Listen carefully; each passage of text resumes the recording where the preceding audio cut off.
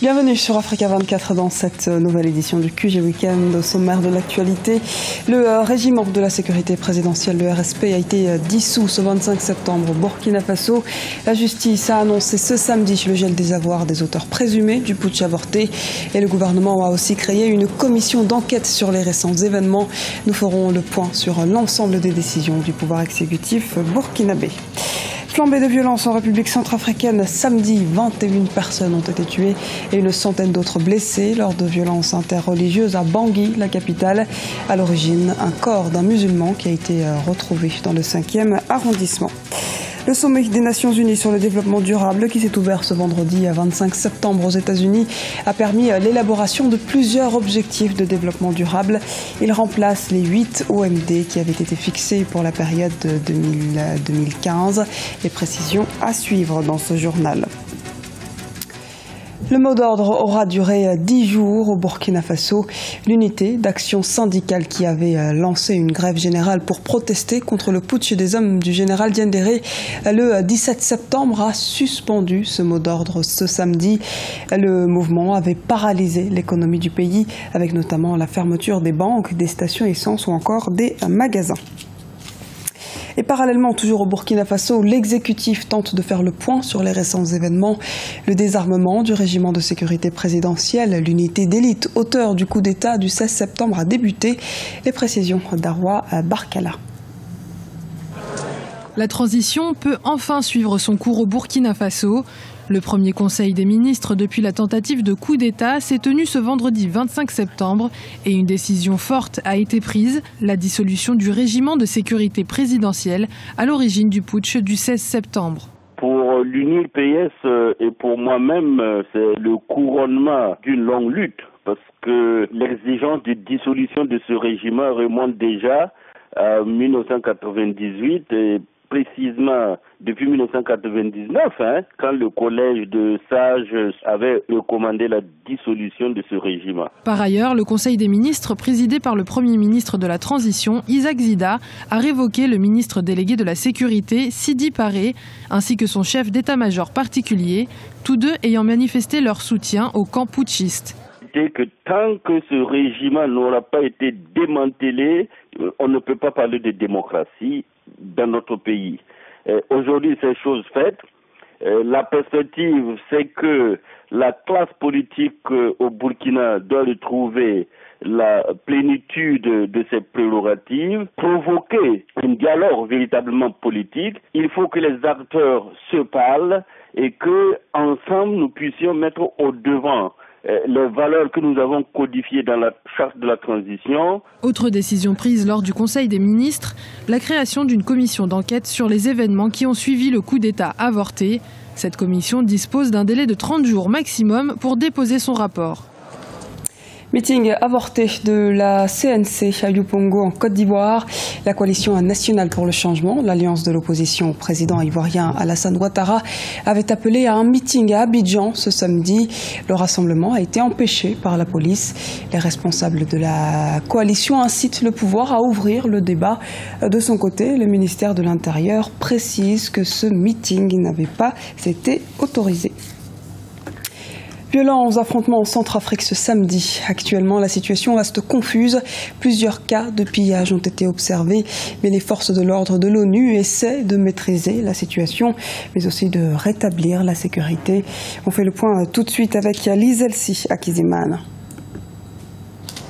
Regain de tension à Bangui, la capitale de la République centrafricaine. Samedi 26 septembre 2015, 21 personnes ont été tuées et une centaine blessées. L'élément déclencheur de ces violences, encore d'un conducteur de moto-taxi qui a été retrouvé dans un quartier chrétien, puis ramené au PK5, quartier majoritairement musulman. Un groupe d'hommes armés ont ainsi ouvert le feu sur des maisons du quartier chrétien pour se venger. Ce dimanche 27 septembre, la tension était toujours palpable, surtout que des scènes de pillage ont suivi ces violences.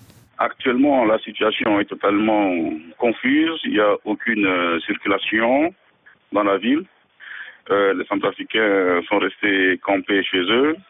Il y a des attroupements partout au niveau des carrefours. Les services de l'ordre sont en train de chercher à les disperser. Entre-temps, la population civile est en train d'ériger des barrages par ici, par là. Les forces des Nations Unies et celles de l'armée française de l'opération Sangaris se sont mobilisées dans la capitale pour rétablir la paix et la sécurité. Ce dimanche, des hélicoptères survolent la capitale. Les forces des Nations Unies, ils sont en train de faire ce qu'ils peuvent faire et ils sont en train de faire des efforts pour chercher à rétablir l'ordre et la sécurité dans la ville de Bangui. Pour l'instant, ils sont déployés sur le terrain, on les voit partout dans la ville. Il faut des opérations terrestres et aériennes et ils sont en train de chercher à sécuriser la situation. Et ce n'est pas une situation aussi facile. C'est aussi à nous, les nationaux, de leur apporter notre concours et les renseignements nécessaires afin de leur permettre de réaliser l'opération de la sécurisation de la ville de Bangui. Le gouvernement de transition a condamné dans un communiqué ces violences qui interviennent au moment où le pays se prépare pour des élections prévues pour le mois d'octobre, même si l'organisation de ces dernières a pris du retard, laissant penser à un report éventuel de ces scrutins. Le monde s'organise autour de 17 objectifs de développement durable. Ceux-ci sont assortis de 169 cibles allant de la lutte contre la pauvreté, la faim, la santé, l'éducation, l'égalité entre les sexes, le changement climatique ou encore la paix et la justice. Les explications de Lise Alcy à Kizimane. La planète se dote d'une nouvelle feuille de route pour le développement durable. Réunie depuis ce vendredi 25 septembre 2015 à New York aux États-Unis à l'occasion du sommet des Nations Unies sur le développement durable, plus de 150 dirigeants mondiaux effectuent l'évaluation des objectifs du millénaire. Après les 8 objectifs du millénaire pour le développement qui ont accompagné la période de 2000 à 2015, ce sont désormais 17 objectifs de développement durable qui vont constituer la nouvelle feuille de route pour assurer le bien-être des populations à travers le monde. Today, we made history. Aujourd'hui, nous avons marqué l'histoire en adoptant le nouveau plan de développement durable d'ici à 2030 qui succède aux objectifs du millénaire.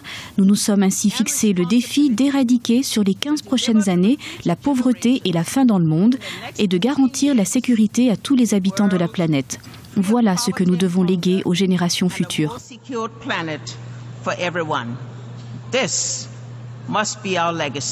15 ans après l'adoption des OMD, des progrès importants ont été réalisés. Il s'agit notamment de la réduction du nombre de personnes vivant dans l'extrême pauvreté. Il est passé de 1,9 milliard en 1990 à 836 millions en 2015. On note également une réduction du nombre d'enfants non scolarisés ou encore des efforts notables de lutte contre la faim et la sous-alimentation. Les progrès que les régions concernées ont pu accomplir à ce jour nous ouvrent la voie pour aborder avec une vitalité renouvelée les nouveaux objectifs de développement durable que nous nous fixons aujourd'hui. Le premier facteur de succès pour la réalisation de ces nouveaux objectifs est leur appropriation par les peuples que nous représentons à ce sommet. Nous devons les adapter à nos contextes régionaux et nationaux. Les EDD, objectifs de développement durable, sont donc un ensemble de 17 objectifs et 169 cibles. Ils visent à résoudre les problèmes sociaux, économiques et environnementaux au niveau mondial. Ces nouveaux objectifs de développement ont été élaborés pendant 3 ans par un groupe de travail auquel ont participé 70 pays. Ils entreront en vigueur le 1er janvier 2016. L'Afro-Basket Dames 2015 se poursuit jusqu'au samedi 4 octobre. 12 pays africains se sont engagés dans le championnat continental féminin qui se déroule actuellement à Yaoundé, au Cameroun.